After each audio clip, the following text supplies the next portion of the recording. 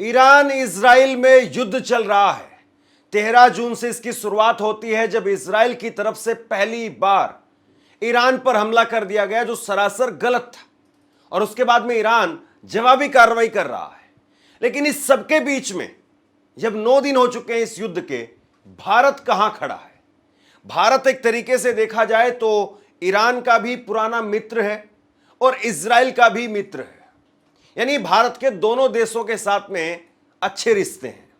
लेकिन इस बीच में सोनिया गांधी ने एक बड़ा लेख लिखा है और उस लेख के जरिए सोनिया गांधी ने इजराइल पर जम करके वार किया है। इजराइल की कार्रवाई को कायराना बताया है, इजराइल की कार्रवाई की जम करके आलोचना की है और उसके साथ साथ मोदी सरकार से भी सवाल किया है कि आखिरकार आप चुप क्यों हो? आखिरकार भारत चुप क्यों है? इजराइल जब ईरान पर वार कर रहा है और इससे पहले गजा के अंदर फिलिस्तीन में 55,000 से ज्यादा लोगों को मौत के घाट उतार चुका है, तो इजराइल पर हम चुप्पी नहीं साध सकते हैं। और सोनिया गांधी ने अपने इस लेख में यह भी बताया कि कैसे ईरान भारत का बहुत पुराना साझेदार है। जब हमें कश्मीर में जरूरत थी तो ईरान ने साथ दिया, जब हमें यूनाइटेड नेशन में जरूरत थी तो ईरान ने साथ दिया। ईरान ने कई मौकों पर भारत को बचाया है। और इसके साथ साथ सोनिया गांधी ने यह भी कहा है अपने इस लेख में कि जब हमास ने कार्रवाई की थी इजराइल पर, तो उस वक्त में कांग्रेस ने इसकी आलोचना की थी कि हमास ने जो कुछ किया वो ठीक नहीं था। लेकिन इस वक्त में जो इजराइल कर रहा है वो ठीक नहीं है और हमें स्टैंड लेना चाहिए। दोस्तों, अभी तक मोदी सरकार वो दोनों हाथों में लड्डू लिए हुए नजर आ रही है। ये कहा जा सकता है कि इजराइल को भी साधने की कोशिश है और उसके साथ साथ ईरान को भी साधने की कोशिश है। लेकिन सोनिया गांधी वो ये कह रही हैं कि इस वक्त में हमें चुप्पी नहीं बल्कि आगे बढ़ करके साथ देने की जरूरत है। ये सोनिया गांधी की तरफ से कहा गया। और इसके साथ साथ हमें ये भी देखना चाहिए और ये नहीं भूलना चाहिए कि ईरान एयर स्पेस बंद होने के बावजूद हमारे लोगों को, यानी भारतीय स्टूडेंट्स को वहां से निकाल रहा है, मसद से निकलवा रहा है।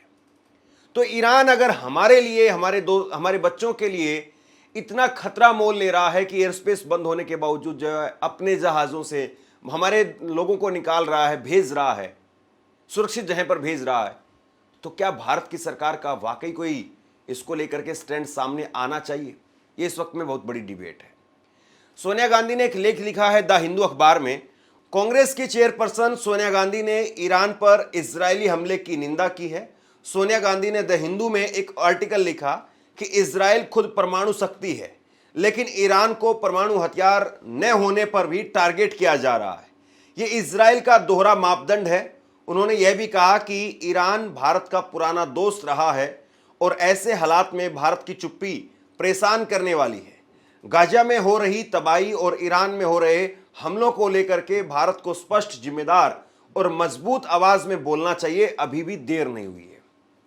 देखिए, सोनिया गांधी वो प्रधानमंत्री तो नहीं बनी, लेकिन ये कहा जाता है कि सोनिया गांधी के रिश्ते बहुत अच्छे हैं बाकी मुल्कों के साथ में भी और देश में भी, कूटनीतिक तौर पर भी, कि किस तरीके से किसके साथ में क्या डील करनी चाहिए। और यहां पर वो खुल करके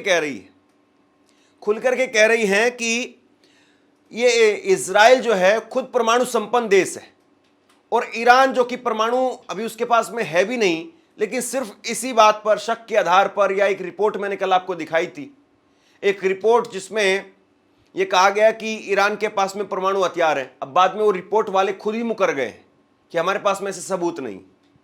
उस आधार पर आप किसी को तंग करने लग जाएं, उस पर युद्ध करने लग जाएं, उसके साथ में उस पर मिसाइलें मारने लग जाएं, ये तो सही नहीं है। और इसीलिए सोनिया गांधी ने कहा कि अभी भी देर नहीं हुई है, हमें इस पर बोलना चाहिए। इजराइल ने ईरान पर एक तरफा और क्रूर हमला किया। सोनिया गांधी ने कहा कि 13 जून 2025 को इजराइल ने ईरान की संप्रभुता का उल्लंघन करते हुए एक तरफा हमला किया, जो कि गैरकानूनी और क्षेत्रीय शांति के लिए खतरनाक है। कांग्रेस ईरान में हो रहे इन हमलों की निंदा करती है, जिससे क्षेत्रीय और वैश्विक स्तर पर गंभीर अस्थिरता और टकराव बढ़ सकता है। गाजा में हमले की तरह यह इजरायली ऑपरेशन भी क्रूर और एक तरफा है जो आम नागरिकों की जान और क्षेत्रीय स्थिरता को पूरी तरह से नजरअंदाज करते हुए चलाया गया है। ऐसे कदम सिर्फ अस्थिरता बढ़ाते हैं और आगे आने वाले समय में बड़े संघर्ष के बीज बोते हैं। देखिए, सोनिया गांधी कितने स्पष्ट शब्दों के साथ में इजराइल को कटघरे में न केवल खड़ी कर रही है, बल्कि इजराइल को जो है वो साफ तौर पर कह रही कि आप जो कर रहे हो गलत है। वो ये भी कह रही है कि इसी तरीके से सेम इजराइल ने गजा के अंदर किया था और यही काम आम लोगों पर अटैक करना, आप दूसरे देश पर उसको बगैर बताए या बगैर किसी कारण के आप उस पर हमला कर रहे हैं।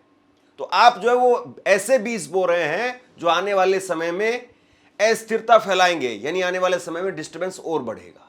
स्पष्ट शब्दों के साथ में जो एक नेता को अपनी बात कहनी चाहिए, अपना स्टैंड स्पष्ट करना चाहिए, कम से कम सोनिया गांधी वो करती हुई नजर आ रही है।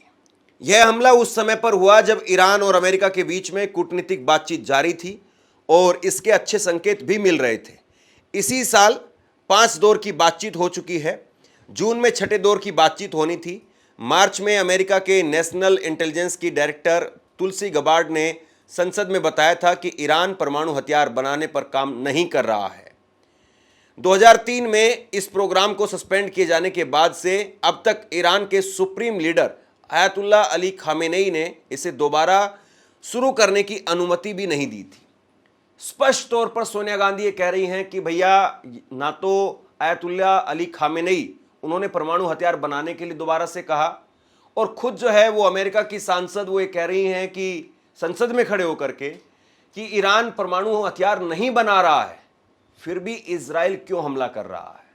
ये बड़ी बात है। नेतन्याहू की लीडरशिप में इजराइल ने आतंक बढ़ाने का काम किया। सोनिया ने कहा कि इजरायली प्रधानमंत्री बेंजामिन नेतन्याहू की लीडरशिप में इजराइल ने लगातार शांति भंग करने और आतंक को बढ़ावा देने का काम किया है। यह बेहद दुर्भाग्यपूर्ण है। उनकी सरकार लगातार अवैध सेटलमेंट को विस्तार दे रही है, अति राष्ट्रवादी लोगों के साथ में मिलकर के काम कर रही है और 2 स्टेट सॉल्यूशंस को पूरी तरह से नकार रही है। इससे न सिर्फ फिलिस्तीनी लोगों की तकलीफ बढ़ी है, बल्कि पूरा इलाका ही लंबे समय तक चलने वाले संघर्ष की तरफ धकेल दिया गया है। इतिहास हमें बताता है कि नेतन्याहू ने ही उस नफरत को हवा दी जिसके चलते 1995 में इजराइल के प्रधानमंत्री यित्जाक राबिन की हत्या हुई और फिलिस्तीनियों और इजरायलियों के बीच में शांति की सबसे बड़ी उम्मीद खत्म हो गई। नेतन्याहू का ट्रैक बताता है कि वो बातचीत नहीं चाहते हैं, बल्कि मामले को आगे बढ़ाना चाहते हैं। कितना स्पष्ट तौर पर नाम लेकर के नेतन्याहू का, इजराइल का, फिलिस्तीन, गजा, ईरान, एक एक चीज जो है वो सोनिया गांधी ने यहां पर साफ कर दी। यानी कोई इशारों में, संकेतों में कोई बात नहीं कही है। स्पष्ट तौर पर उन्होंने कहा है कि नेतन्याहू की नीयत ही नहीं है कि शांति हो, वो मामले को उलझाना, बिगाड़ना चाहते हैं, और पहले भी उनका इतिहास इसी तरीके का रहा है। सोचिए, अगर यही बातें देश के प्रधानमंत्री के तौर से आती और अगर प्रधानमंत्री नरेंद्र मोदी इन बातों को कहते तो कितनी स्पष्टता आती भारत को लेकर के। लेकिन सोनिया गांधी इन बातों को कह रही है। आगे डोनाल्ड ट्रंप पर भी वो जमकर के बरसी हैं। डोनाल्ड ट्रंप भी अपनी बात से मुकर गए। ये अफसोसजनक है। अफसोस की बात यह है कि अमेरिकी राष्ट्रपति ट्रंप, जिन्होंने अमेरिका के कभी न खत्म होने वाले युद्धों, मिलिट्री इंडस्ट्रियल लॉबी के बढ़ते प्रभाव की आलोचना की थी, अब खुद उसी रास्ते पर चल रहे हैं। वो खुद कई बार बता चुके हैं कि कैसे इराक पर तबाही वाले हथियार रखने के झूठे आरोप लगा करके युद्ध शुरू किया गया था, जिसने क्षेत्र को अस्थिर किया और इराक को तबाह कर दिया। ऐसे में 17 जून को ट्रंप का अपनी ही खुफिया एजेंसी की रिपोर्ट को नकारते हुए यह दावा करना कि ईरान परमाणु हथियार हासिल करने के बहुत नज़दीक है, बेहद निराश करने वाला है। यहाँ पर ट्रंप जो है 17 बार कह चुके हैं कि मैंने ही पाकिस्तान और भारत के बीच में सीज फायर कराया है, लेकिन प्रधानमंत्री नरेंद्र मोदी एक बार भी सार्वजनिक तौर पर ट्रंप को ये नहीं कह पाए हैं कि आप ये बात मत कहिए, आपकी ये बात गलत है, आपकी वजह से हमने सीज फायर नहीं किया है। भारत और पाकिस्तान का मामला द्विपक्षीय मामला है और हमने आपसी जो है वो यहाँ पर सीज फायर किया है। लेकिन सोनिया गांधी, सोचिए किस तरीके से वो वहाँ पर ट्रंप को लताड़ लगा रही हैं। वो कह रही कि ट्रंप जब राष्ट्रपति नहीं थे तो ट्रंप इसी तरह की बात करते थे कि ऐसे ही झूठ फैला करके इराक में युद्ध शुरू किया गया था, और आज वही काम हूबहू ट्रंप कर रहे हैं अपनी सरकार की रिपोर्ट जिसमें कहा गया था कि ईरान परमाणु हथियार नहीं बना रहा है, परमाणु बम नहीं बना रहा है, उसको नकार करके आज वो उलझुल दावे कर रहे हैं। इजराइल दोहरे मापदंड दिखा रहा है, ये मान्य नहीं है। ये माना जा सकता है कि इस क्षेत्र के इतिहास को देखते हुए कि इजराइल की सुरक्षा चिंताएं जायज हो सकती है, लेकिन दोहरे मापदंड मान्य नहीं है। इजराइल खुद एक परमाणु शक्ति है और उसका अपने पड़ोसियों के खिलाफ सैन्य कार्रवाई करने का लंबा इतिहास रहा है। वहीं ईरान अभी भी न्यूक्लियर नॉन प्रोफेशनल ट्रीटी यानी एनपीटी का हिस्सा है और उसने 2015 के परमाणु समझौते का पालन किया। यह समझौता अमेरिका, रूस, चीन, ब्रिटेन, फ्रांस, जर्मनी, यूरोपीय संघ जैसे देशों की निगरानी में हुआ, लेकिन अमेरिका ने 2018 के इस समझौते को एक तरफा छोड़ दिया, जिससे पूरे क्षेत्र में तनाव बढ़ गया। इस तनाव का असर भारत पर भी पड़ा। ईरान पर दोबारा प्रतिबंध लगाए जाने से भारत की प्रमुख रणनीतिक और आर्थिक परियोजनाओं को आगे बढ़ने की क्षमता को सीमित कर दिया गया। इन प्रोजेक्ट्स में international north south transport corridor और चाबहार पोर्ट का विकास शामिल है। देखिए, ऐसा नहीं है कि यहाँ पर सोनिया गांधी अगर कुछ बोल रही हैं तो कल को आईटी सेल या अंधभक्त कहने लगे कि नहीं, मुसलमानों के साथ में खड़ी हो रही सोनिया गांधी। आप जरा इस नक्शे को, भारत और ईरान के नक्शे को गौर से देखेंगे तो आपको समझ में आ जाएगा भारत के लिए ईरान क्यों खास है, क्यों अहम है। इस नक्शे को देखिए। भारत, उसकी सीमा से सटा हुआ पाकिस्तान है और पाकिस्तान से ऊपर अफगानिस्तान है और इन दोनों के बगल में आपको ईरान नजर आ रहा है। भारत को अगर समुद्री रास्ते से अफगानिस्तान में अगर कुछ भेजना है तो वो ईरान होकर के ही जाएगा। भारत को अगर एयर स्पेस इस्तेमाल करके यानी हवाई जहाज का रास्ता लेकर के अगर अफगानिस्तान जाना है, सेंट्रल एशिया में जाना है, रूस में जाना है या यूरोप में जाना है, तो एयर स्पेस के रास्ते वो ईरान से ही जाएगा, तभी उसका तेल बचता है। अभी भारत और पाकिस्तान के बीच में जैसे ही तनाव होता है तो एयर स्पेस बंद कर दिया जाता है। हमारा हवाई जहाज पाकिस्तान के ऊपर से उड़ करके नहीं जाता। हर देश का एक अपना एयर स्पेस होता है और ऐसे में ईरान का एयर स्पेस हम लोग इस्तेमाल करते हैं। अगर ईरान के साथ में हम खड़े ना हों, हम इजराइल के साथ चले जाएं। इजराइल तो बहुत छोटा सा देश है और ऐसा भी नहीं है कि कोई इजराइल बहुत भयंकर तरीके से भारत को ऐसी मदद कर रहा है जिसको भारत जो है वो किसी कीमत पर इग्नोर नहीं कर सकता है। भारत के दोनों अच्छे मित्र देश हैं, लेकिन गलत को गलत तो कहिए। और इजराइल कोई इतनी बड़ी महाशक्ति नहीं है कि भारत को कल को आंखें दिखाने लगे। भारत फिर भी इस वक्त में दुनिया में उभरती हुई महाशक्ति है, तो हम कम से कम गलत को गलत तो कह ही सकते हैं। ईरान भारत का पुराना दोस्त है जिसने कई मौकों पर साथ दिया है। ईरान भारत का पुराना दोस्त रहा है और दोनों सभ्यताओं के बीच में गहरा जुड़ाव है। ईरान ने कई मौकों पर भारत का साथ दिया है। 1994 में ईरान ने संयुक्त राष्ट्र में एक प्रस्ताव ब्लॉक करने में मदद की थी जिसमें जम्मू कश्मीर के मामले पर भारत की आलोचना की गई थी। ईरान के खिलाफ इजरायली कार्रवाई को पूरी तरह पश्चिमी देशों का समर्थन प्राप्त है और जवाबदेही नहीं है। 7 अक्टूबर 2023 को हमास ने इजराइल पर जो हमला किया था उसकी कांग्रेस ने निंदा की थी, लेकिन साथ ही हम इजराइल की क्रूर कार्रवाई पर चुप नहीं रह सकते हैं। 55,000 से अधिक फिलिस्तीनी अपनी जान गंवा चुके हैं। पूरे परिवार, मोहल्ले, यहां तक कि अस्पताल भी नष्ट कर दिए गए हैं। गजा भुखमरी की कगार पर है। वहां की आम जनता वो दर्द झेल रही है जिसकी हम कल्पना नहीं कर सकते हैं।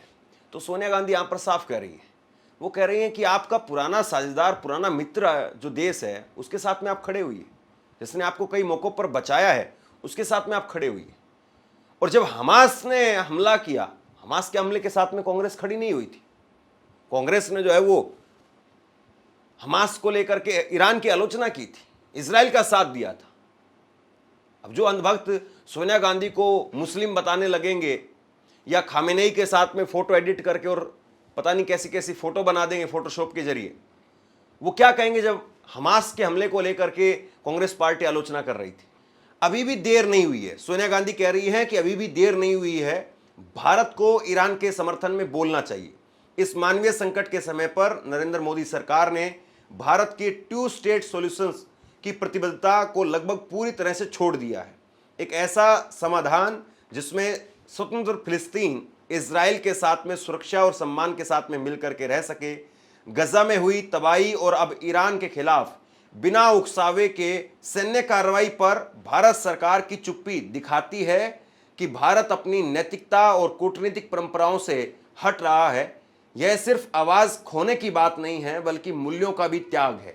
अभी भी देर नहीं हुई है, भारत को स्पष्ट रूप से बोलना चाहिए, जिम्मेदारी से व्यवहार करना चाहिए और हर कूटनीतिक माध्यम का उपयोग करना चाहिए ताकि तनाव को कम किया जा सके, पश्चिमी एशिया में बातचीत को बढ़ावा दिया जा सके।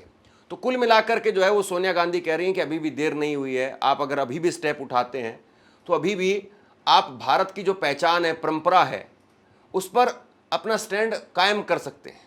लेकिन अगर आप नहीं बोलेंगे तो ये फिर भारत का स्टैंड, एक तरीके से भारत की जो पहचान है उसी को आप ख़त्म कर रहे हैं। आप देखिए ज़रा कब कब जो है वो अभी भारत के ईरान और इजराइल के युद्ध में भारत ने क्या क्या बयान दिए हैं या भारत की तरफ से क्या क्या एक्टिविटी हुई है। सबसे पहले 13 जून को हमला होता है और उसके बाद में ईरान पर हमले के बाद में इजराइल के प्रधानमंत्री पीएम ने, बेंजामिन नेतन्याहू ने पीएम मोदी से बातचीत की थी और इस दौरान ईरान इजराइल में टकराव के बाद की स्थितियों पर चर्चा की गई। उसके बाद 14 जून को भारत ने संघाई सहयोग संगठन SCO के उस बयान से खुद को अलग कर लिया जिसमें ईरान पर इजरायली हमलों की निंदा की गई थी। रूस और चीन की लीडरशिप वाले संगठन SCO ने 13 जून को ईरान पर इजरायली हमलों को अंतर्राष्ट्रीय कानून और UN चार्टर का उल्लंघन बताया था। भारत के विदेश मंत्री डॉक्टर S जयशंकर ने इजराइल और ईरान के अपने समकक्षों को फोन पर बात की और उन्होंने इस समय क्षेत्र में हो रही घटनाओं पर चर्चा की और भारत की चिंता जताई। देखिए बात यह है कि आप अगर ये नहीं चाहते थे कि हम चीन और रूस वाले बैनर के नीचे कोई प्रस्ताव पास किया जा रहा है उसमें शामिल हो, अगर आप ये नहीं चाहते थे तो कम से कम आपको ये जरूर करना चाहिए था कि पब्लिकली अपनी तरफ से अपना प्रस्ताव देना चाहिए था। लेकिन फ़ोन पर बात करके और उस चीज़ को आप कह रहे हैं कि हमने दोनों जगह पर बात कर ली है, यानी ईरान में भी बात की है, इजराइल में भी बात की है। क्या उतना भर काफ़ी है या सोनिया गांधी जिस बात को कह रही हैं वाकई नरेंद्र मोदी को उस चीज़ पर गौर करना चाहिए? आप क्या सोचते हैं नीचे कमेंट बॉक्स में लिख करके जरूर बताइए। इस वीडियो को शेयर कीजिए। धन्यवाद।